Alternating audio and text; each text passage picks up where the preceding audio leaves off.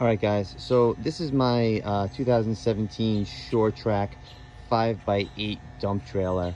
A little information about me. I am a homeowner. I am on over an acre in suburban New Jersey. And I bought this trailer. I've had it for quite a while. I've had it about a year and a half. And I just want to kind of share some of my insight about it.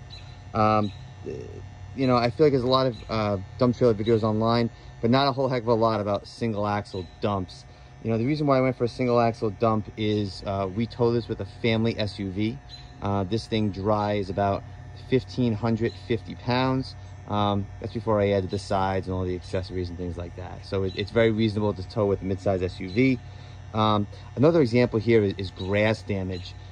I do take this on my lawn quite often, especially out into the, out into the farther parts of my property. And I feel like the single axle dump doesn't tear up the grass as much. Also, I actually rent a Toro Dingo, which is a mini skid steer, and I actually load it up into this trailer, bring it to the house, and then I tow this trailer into some of the really tight areas with the Toro Dingo. And I just feel like you really can't do that with a double axle trailer. It skids too much. It's too hard, tough to turn.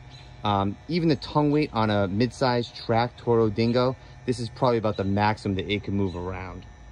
All right.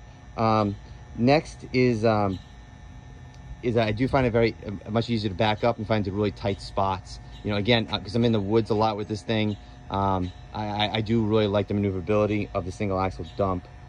The other item, of course, is my particular dumping situation. So in my location, single axle dumps get a particular rate that normal dump trailers don't. So with double axles. So again, that gives me a homeowner price that's very, very reasonable.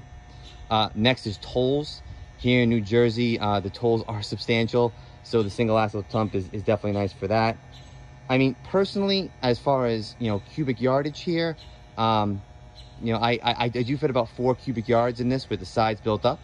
And I think the smaller trailer is nice because it's less square footage to maintain when it comes to the chips and the dings and the rust. That's, of course, so prevalent with dump trailers. And I have to say, though, I think that the balance of the load, while critical, is relatively easy for this.